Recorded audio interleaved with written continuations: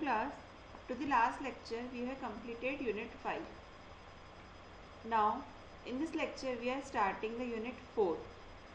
So first topic of this unit is virtual circuit and datagram network. Content of this lecture are switching, datagram packet switching, virtual circuit switching and comparison between the datagram versus virtual circuit networks. This is a simple look about the different switching. So switching techniques are divided into the basically three types, that is circuit switching, message switching and packet switching. So in the starting units we have already covered circuit switching, message switching and packet switching. Circuit switching is then again divided into space division switching and time division switching, while packet switching is divided into datagram approach and virtual circuit approach. We have to discuss in this particular unit. And virtual circuit approach is again divided into switched virtual circuit and permanent virtual circuit. So now first, what is datagram packet switching? In the datagram packet switching, basically it is a packet switching technology in which packet is known as datagram and is considered as an independent entity. Each packet contains the information about the destination and switch uses this information to forward the packet to the correct destination. The packets are reassembled at the receiving end in correct order. In datagram packet switching technique, the path is not fixed. Intermediate nodes take the routing decision to forward the packets. And datagram packet switching is also known as the connectionless switching. Virtual circuit switching. Virtual circuit switching is also known as connection oriented switching.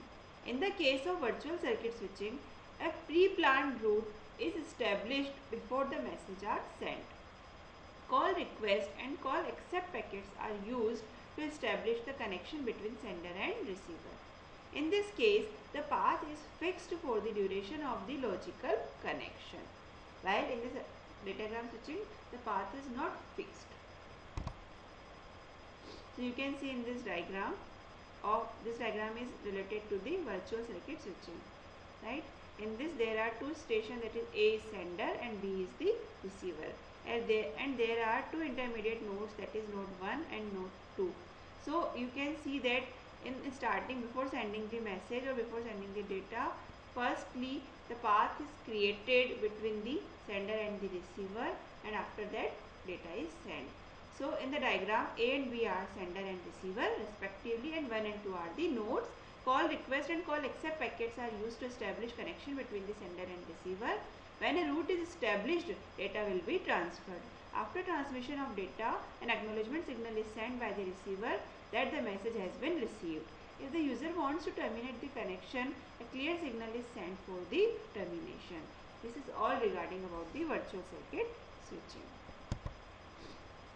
Now, here is a comparison between the datagram versus virtual circuit network, and this comparison is also important related to your ITU examinations.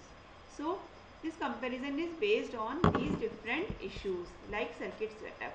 So we have already seen that in datagram network there is no need for the circuit setup in the starting of message sent, while in the virtual circuit network it is required.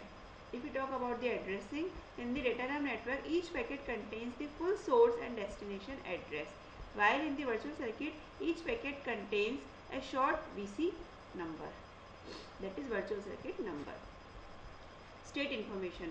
Routers do not hold state information about the connections, as connection is not pre-planned. It is depends on the node, and in between the route a connection is established. While in the virtual circuit, each VC requires router table space per connection because route is already pre-planned. Routing.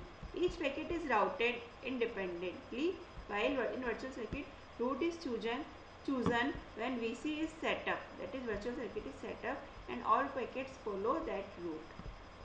Effect of router failure. None, because except for packets lost during the crash. And in this virtual circuit network, all VCs that pass through the failed router are terminated. If we talk about quality of service, then in the datagram network it is difficult, while in the virtual circuit network easy. If enough enough resources can be allocated in advance for the each virtual circuit. And if we talk about the congestion control, then in datagram congestion control is difficult, while in the virtual circuit network easy if enough resources can be allocated in advance for EPC, like in the quality of service. So all these parameters are quite similar, because if congestion is controlled, then quality of service is ultimately better. This is all about the comparison between the datagram versus virtual circuit. So in this lecture basically we learned that is what is datagram, what is virtual circuit, and what is comparison between the datagram and virtual circuit.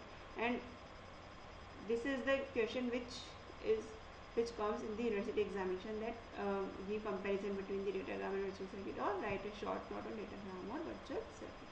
Thank you.